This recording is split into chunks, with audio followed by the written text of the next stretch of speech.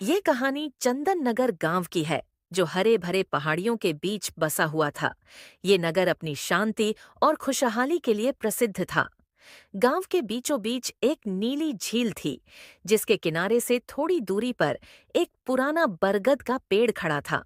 कई बच्चे दिन भर वहां खेलते, तो बुजुर्ग उसकी ठंडी छांव में बैठकर किस्से कहानियां सुनाते।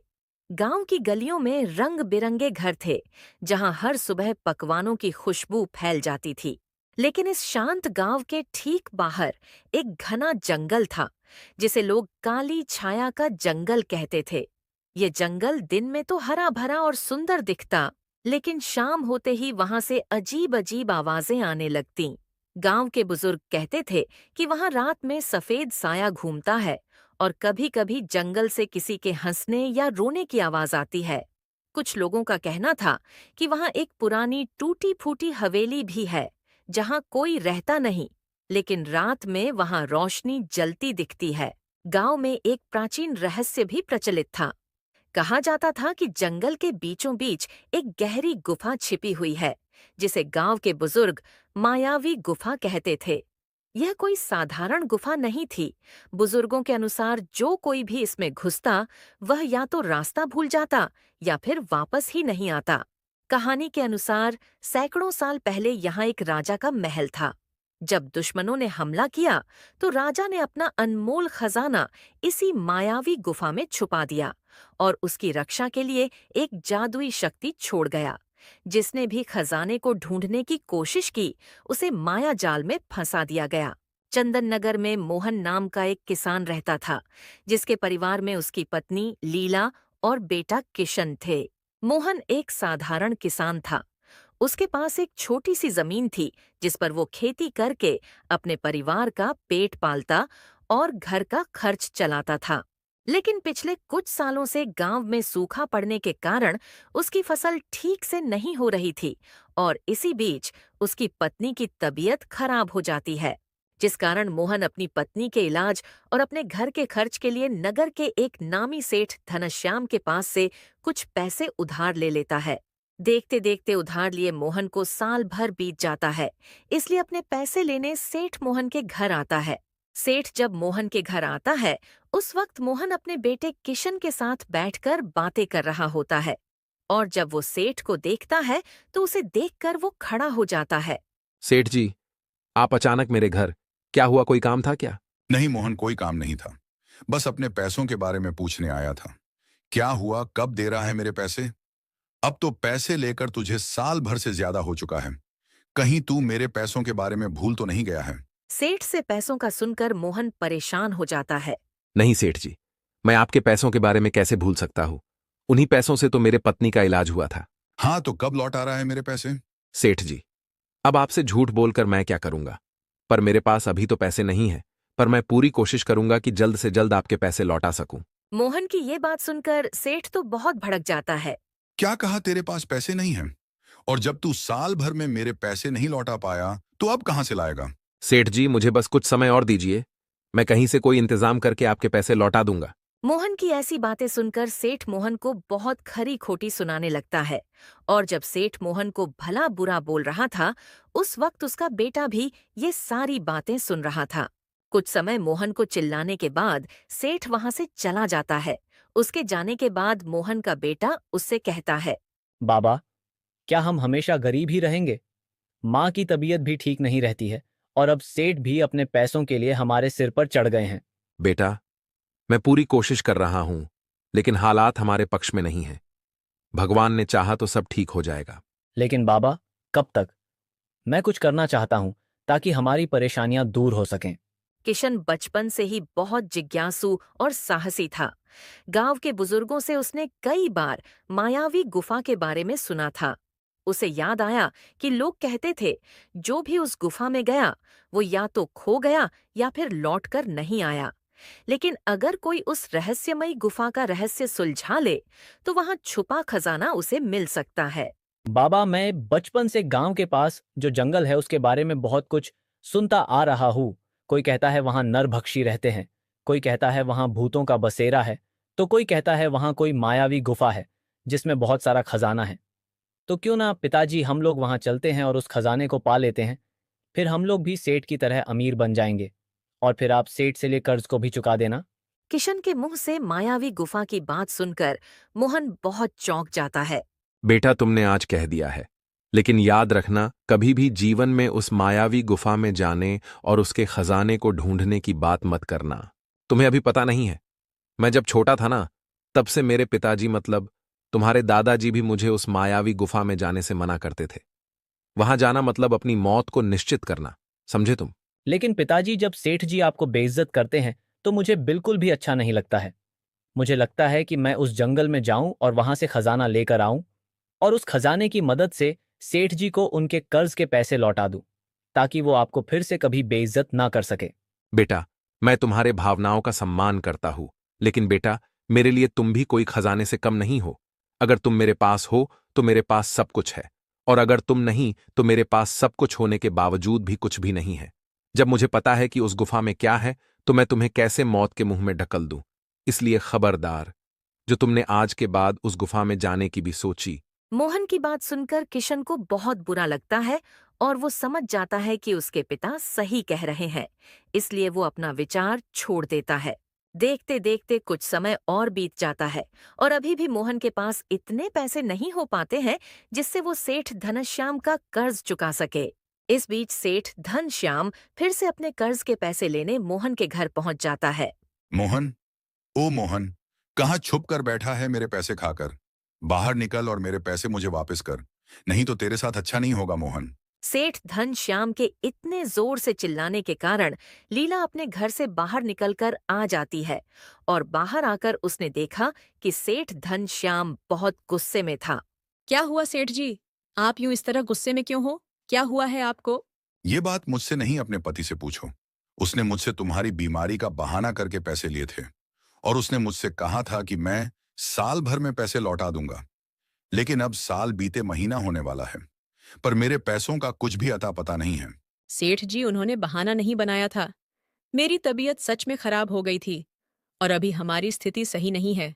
हमारी फसल भी खराब हो गई है, जिस वजह से वो आपका कर्जा नहीं चुका सके।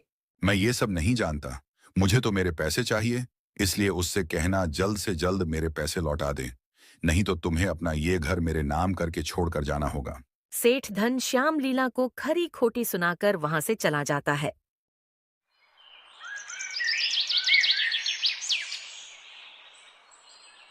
शाम को जब मोहन अपने घर आया तो लीला ने सुबह हुई घटना की सारी जानकारी मोहन को बताई। सुनिए जी, आज सुबह जब आप घर पर नहीं थे, तब सेठ जी आए थे। वह कह रहे थे कि पैसे नहीं दिए, बहुत समय हो गया है। अब जल्द से जल्द मेरा पैसा वापस कर दो, नहीं तो मैं तुम्हारे इस घर को अपने कब्जे में कर लूंगा। ऐसा कुछ भी नहीं होगा। मैं उस सेठ का सारा कर्जा चुका दूंगा, उसके बाद सब कुछ ठीक हो जाएगा और हमें कोई भी अपने घर से बाहर नहीं निकाल सकता है।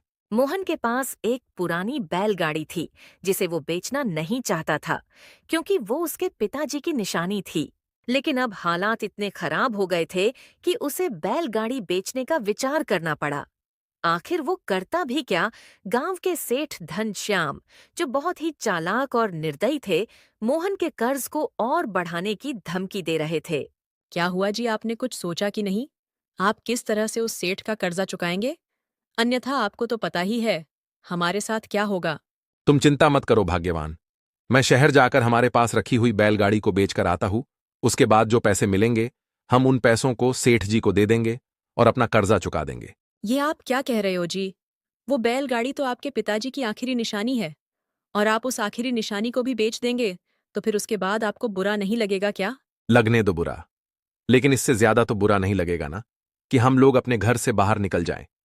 और वैसे भी बैलगाड़ी के लिए बैलों की जरूरत होती है, जो कि हमारे पास नहीं है। तो फिर तुम ही बताओ लीला, क्या करूंगा मैं बिना बैलों के इस बैलगाड़ी का? इसलिए मैं इसे बेच ही देता हूं। वो सब तो ठीक है, लेकिन एक बार फिर से सोच लीजिए। वो बैलगाड़ी आपके पिताजी की आखिरी निशानी है। क्या इसे बेचना सही होगा? लीला, हमारे पास और कोई चारा नहीं है। हमारे बेघर होने की नौबत आ गई है। मजबूरी इंसान को हर फैसला लेने पर मजबूर कर देती है। मोहन ने अपने बैलगाड़ी को बेचने का फैसला किया और अपने पड़ोसी से बैल लेकर अपने बैलगाड़ी को बेचने शहर की ओर चल पड़ा। मोहन बैलगाड़ी लेकर जब शहर पहुंचा तो वो एक दुकान के पास रुककर अपने बैलगाड़ी को बेचने लगा। सेठ जी, ये मेरी बैलगाड़ी है, इसे मुझे आपको बेचना है, तो क्या आप इसे खरीदेंगे और आप इसके कितने पैसे देंगे? देखो भाई, मैं तुमसे ये बैलगाड़ी खरीद तो लूंगा, लेकिन मैं तुम्हें इसके ज्यादा पैसे नहीं दे पाऊंगा, क्योंकि तुम्हारी ये बैलगाड़ी काफी ज्यादा पुरानी है। इसलिए मैं तुम्हें इसके केवल 500 रुपए ही दे पाऊंगा। अब भाई तुम सोच लो, तुम्हें ये बेचनी है या नहीं। मोहन ने अपने बैलगाड़ी की इतनी कम कीमत नहीं सोची थी जितनी उन सेठ जी ने उसे बताई थी, इसलिए वो अपने उदास मन से कहता है। ठीक है सेठ जी, जैसा आप कहो, मैं आपको अपनी ये बैलगाड़ी 500 में ही दे दूंगा।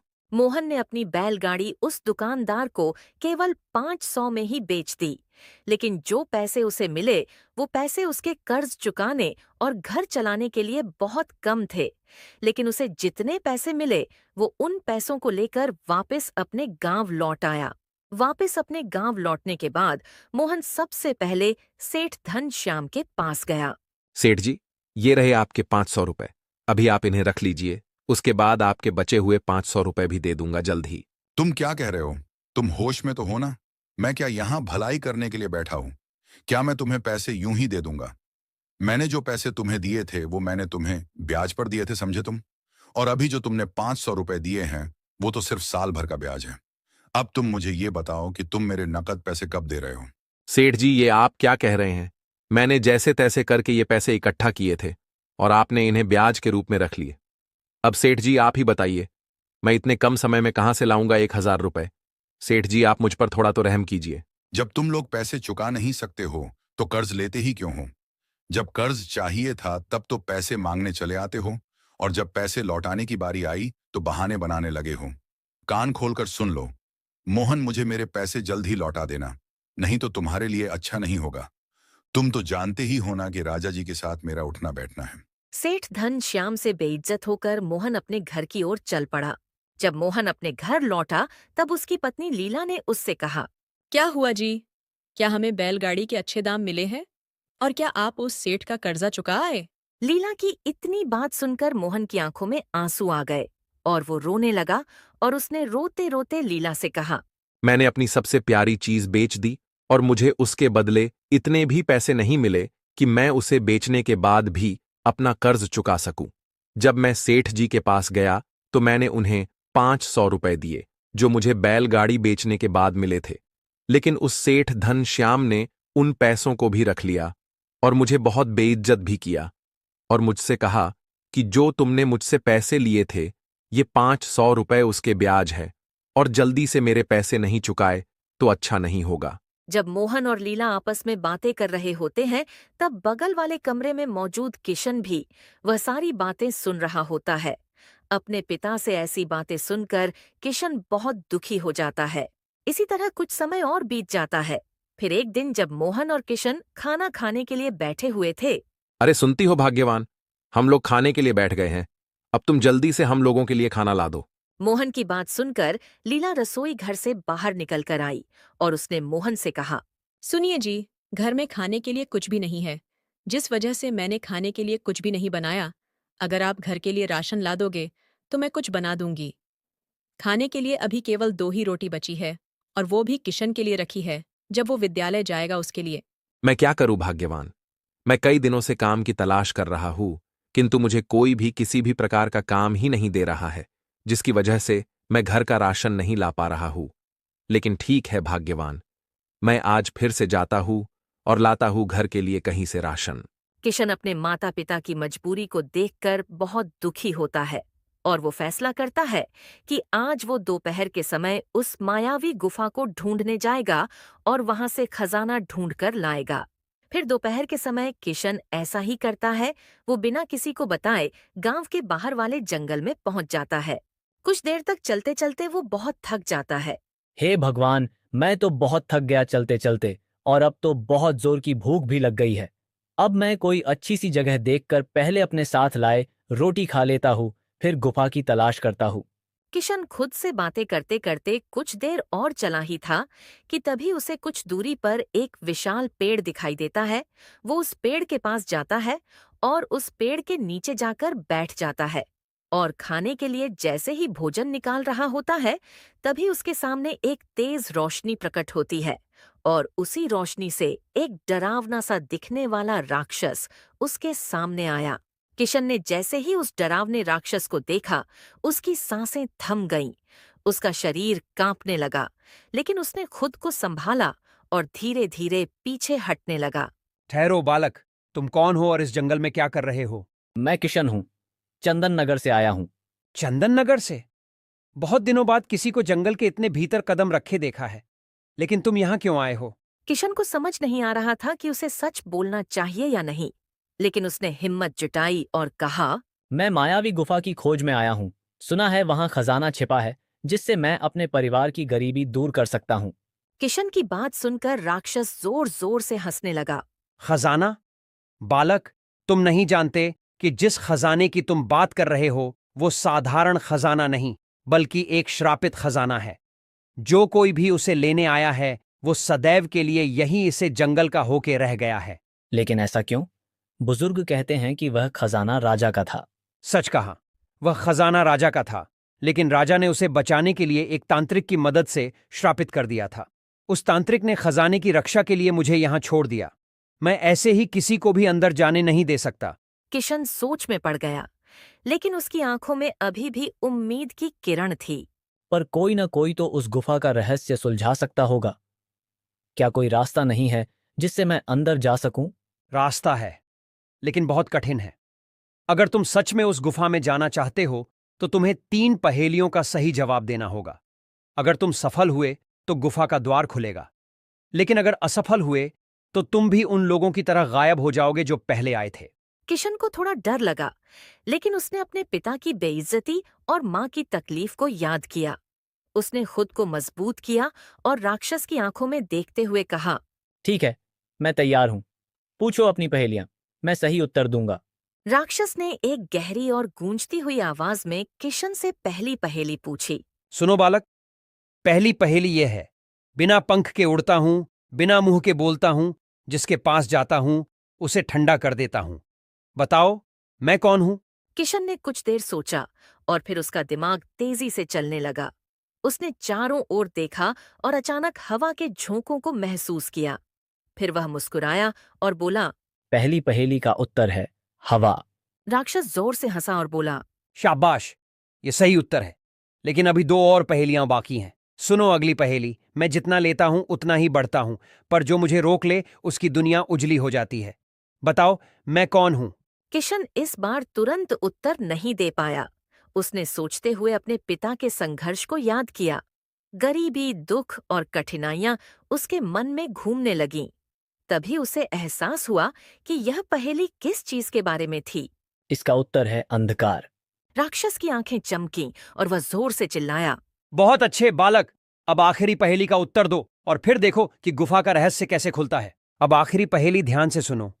मेरा कोई आकार नहीं, फिर भी मुझे देखा जा सकता है। मैं जीवन का आईना हूं, पर फिर भी मैं कभी नहीं झूठ बोलता। बताओ, मैं कौन हूं? इस बार किशन थोड़ा घबरा गया। उसे कुछ समझ नहीं आ रहा था। उसने चारों ओर देखा, पेड़ों की ओर देखा, फिर अपनी ही परछाई पर नजर पड़ी। तभी उसे जवाब समझ आ गया। तीसरी पहेली का उत्तर है प्रतिबिंब। राक्षस एक पल के लिए शांत हो गया, फिर जोर से अट्टहास करने लगा। क्या बात है, तुमने तीनों पहेलियों का सही उत्तर दिया बालक। यह पहली बार है जब किसी ने यह कर दिखाया है। अब मैं तुम्हें मायावी गुफा का रास्ता बताऊंगा, लेकिन याद रखना, खजाना देखकर लालच में मत पड़ जाना, वरना इसका अंजाम बुरा भी हो सकता है। याद है ना, ये एक श्रापित खजाना है। किशन ने सिर हिलाया और आत्मविश्वास से बोला, जी, मैं किसी लालच में नहीं आया हूँ। मुझे बस मेरे माता पिता की मदद करनी है। अगर ऐसी बात है तो जब तुम अंदर जाओगे तो तुम्हें वहां एक पतीला दिखेगा जो सबसे अलग रखा होगा। तुम उसे अपने साथ ले जाना, वो तुम्हारी बहुत मदद करेगा। पतीला? पतीला किस प्रकार मेरी मदद करेगा? वो कोई मामूली पतीला नहीं है, वो जादुई पतीला है। उसमें तुम जो भी चीज डालोगे वो कई गुना हो जाएगी। इसकी मदद से तुम अपने माता पिता की बहुत मदद कर सकते हो। राक्षस की बात सुनकर किशन को ये सही लगा, इसलिए उसने उसे फौरन से हाँ कर दिया।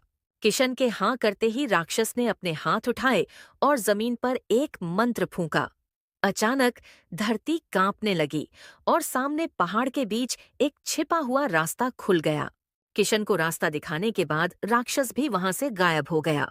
राक्षस के गायब होने के बाद किशन ने गहरी सांस ली और धीरे धीरे उस मायावी गुफा के अंदर चला गया।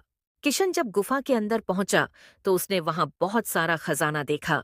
इतना सारा खजाना देखकर किशन की आंखें खुली की खुली रह गई। तो गांव के बड़े बुजुर्ग सही ही कहते थे, यहाँ इतना खजाना है कि पूरे गांव की पीढ़ियां खत्म हो जाएंगी, पर ये खत्म नहीं होगा।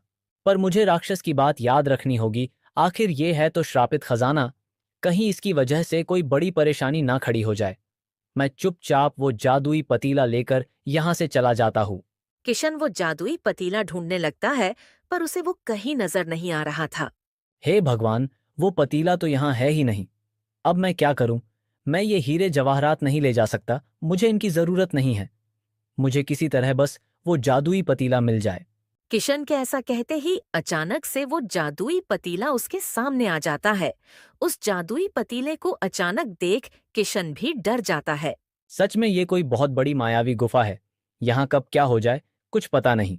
मैं फटाफट से पतीला लेकर अपने घर चलता हूँ। कुछ देर बाद किशन वो जादुई पतीला लेकर अपने घर पहुंच जाता है और घर पहुंचकर वो सबसे पहले अपनी माँ को आवाज लगाता है। माँ देखो मैं क्या लाया हूँ, जल्दी से यहाँ आओ। किशन की आवाज सुनकर लीला बगल वाले कमरे से वहां आ जाती है। ये किसका पतीला उठा लाए किशन बेटा? माँ किसी से कहना मत, ये कोई मामूली पतीला नहीं है, ये एक जादुई पतीला है। मैं इसे उस मायावी गुफा से लेकर आया हूँ। मायावी गुफा की बात सुनकर लीला तो बहुत डर जाती है। क्या कहा मायावी गुफा? तुम वहां क्यों गए थे? तुम्हें पता है ना, वो बहुत खतरनाक जगह है। अगर तुमको कुछ हो जाता तो? नहीं माँ, मुझे कुछ नहीं होता, और तुम अब वो सब छोड़ो और मुझे रसोई घर से गेहूं का दाना ला कर दो, मैं तुम्हें इसका जादू दिखाता हूँ। किशन की बात सुनकर लीला फौरन वहां से रसोई घर में चली जाती है और रसोई घर से गेहूं का दाना लाकर लीला उसे उस पतीले में डाल देती है।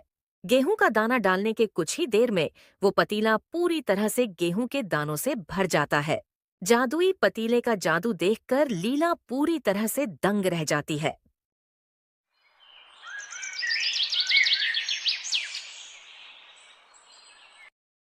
शाम को जब मोहन घर आया तो लीला ने तुरंत उसे जादुई पतीले की सारी बात बता दी।